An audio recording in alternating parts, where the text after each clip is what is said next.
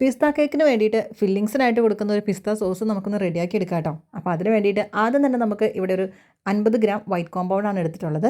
അതേപോലെ തന്നെ 25 gram whipping ക്രീമും കൂടി എടുത്തിട്ടുണ്ട്. എന്നിട്ട് ആ ഒരു വിപ്പിംഗ് ക്രീമിനകത്തേക്ക് നമുക്ക് ഈ ഒരു ചോക്ലേറ്റ് നമുക്ക് ഇതുപോലെ ചെറിയ പീസായിട്ടൊന്ന് കട്ട് ചെയ്തിട്ട് കൊടുക്കാം.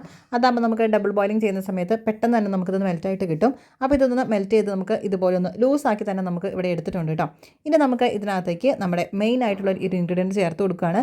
അതായത് ഇതാ നമ്മൾ വെള്ളമൊക്കെ കളക്കാൻ വേണ്ടി എടുക്കുന്ന ഈ ഒരു പിസ്തേൻ്റെ ഈ ഒരു എസൻസ് ഉണ്ടല്ലോ, അത് നമുക്ക് ഒരു 2-3 ഡ്രോപ്പ് നമുക്ക് ഇതിനകത്തേക്കൊന്ന് ചേർത്ത് കൊടുക്കാം. എന്നിട്ട് നല്ല പോലെ ഇതൊന്ന് മിക്സ് ചെയ്ത് കൊടുക്കാം കേട്ടോ. അപ്പോൾ നമ്മൾ ഒരുപാട് ക്യാഷ് കൊടുത്തിട്ട് നമ്മൾ പിസ്തേൻ്റെ ആ ഒരു കോമ്പൗണ്ടൊക്കെ വാങ്ങുന്നുണ്ട്. എന്നിട്ടാണ് നമ്മൾ സാധാരണ അത് മെൽറ്റ് ചെയ്തിട്ടാണ് നമ്മൾ ഇതുപോലെയൊക്കെ ചെയ്യുന്നത്. പക്ഷേ അതിൻ്റെ ഒന്നും ആവശ്യമില്ല. ഈ ഒരു ഒറ്റ എസൻസ് ഉണ്ടെങ്കിൽ നമുക്ക് ഒരു പിസ്ത കേക്ക് നല്ല ഈസി ആയിട്ട് റെഡിയാക്കി ഉണ്ടാക്കാൻ വേണ്ടിയിട്ട് പറ്റും കേട്ടോ. അപ്പോൾ നമ്മുടെ നല്ലപോലെ മിക്സ് ചെയ്ത് കൊടുക്കുമ്പോഴത്തേക്കും നമ്മുടെ അടിപൊളി പിസ്ത സോസ് ഇവിടെ റെഡി ആയിട്ടുണ്ട്. ഇനി നമുക്കിത് കേക്കിന് ഫില്ലിങ്സ് ആയിട്ട് വെച്ച് കൊടുക്കേണ്ട ഒരൊറ്റ താമസം മാത്രമേ ഉള്ളൂ കേട്ടോ. അപ്പോൾ വീഡിയോ ഇഷ്ടപ്പെട്ടാൽ സപ്പോർട്ട് ചെയ്യാൻ മറക്കാം.